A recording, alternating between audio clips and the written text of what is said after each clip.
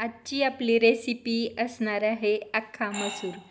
आज आपण कोल्हापूर साईडचा स्पेशल असा अख्खा मसूर कसा बनवायचा त्याची रेसिपी बघणार आहोत। करायला एकदम सोपी आणि खूप कमी वेळेची ही रेसिपी आहे। तर चला रेसिपीला सुरुवात करूयात। त्यासाठी एका बाउलमध्ये आपण 1 वाटी हा मसूर घेतलेला आहे। तो 3 वेळा स्वच्छ धुवून घेतला आणि 1 ग्लास पाण्यामध्ये तो अर्धा तास भिजत ठेवायचा आहे। त्यानंतर इथं आपल्याला 3 कांदे, टोमॅटो, आलं, लसूण, मिरची असं साहित्य लागणार आहे। हे सगळं आपलं धुवून चिरून घेतलेलं आहे। व्यवस्थित बारीक आपण हे सगळं चिरून घेतलेलं आहे। त्यानंतर एका कढईमध्ये थोडंसं तेल घातलेलं आहे। त्या तेलावरती पहिल्यांदा जिरे घातले। जिऱ्यानंतर आपण त्यामध्ये लसूण, तमालपत्र आणि 2-3 वेलची घातलेली आहेत। त्यानंतर त्यामध्ये बारीक चिरून घेतलेला कांदा घालायचा आहे। कांदा हा थोडासा परतून झाला की आपण त्यामध्ये काळा मसाला, लाल तिखट, धने जिरे पूड आणि गरम मसाला हे सर्व मसाले घालायचे आहेत। त्यानंतर ते थोडेसे परतून झाले की आपण त्यामध्ये टोमॅटो घालायचा आहे। टोमॅटो थोडासा परतून झाला की आपण त्यामध्ये भाजीला पुरेल एवढंसं मीठ घालायचं आहे आणि हे मंद गॅसवरती सर्व मसाले वगैरे आपण परतून घ्यायचे आहेत।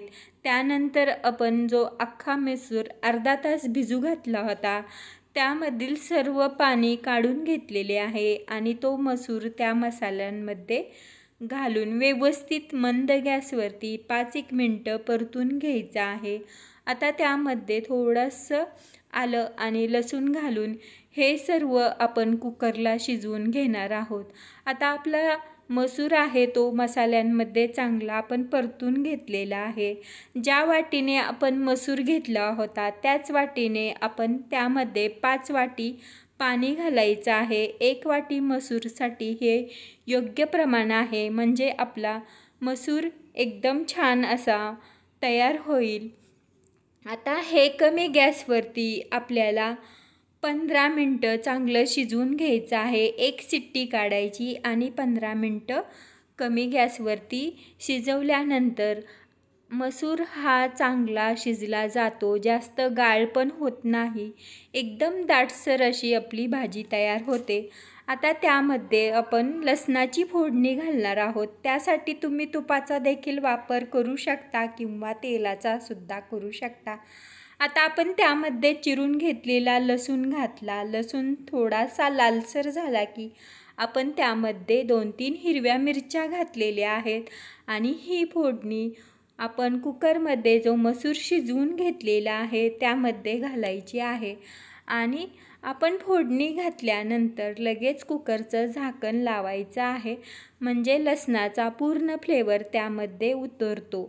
आता बघा, आता आपला मस्तपैकी असा अख्खा मसूर बनवून तयार झालेला आहे। थोड्या वेळ झाकण टाकून आपण तो ठेवून द्यायचा आणि नंतर त्याला एक छानशी उकळी काढायची आहे आणि वरती थोडीशी बारीक चिरलेली कोथिंबीर घालायची आहे। मस्तपैकी आपली अख्खा मसूरची भाजी बनवून तयार आहे।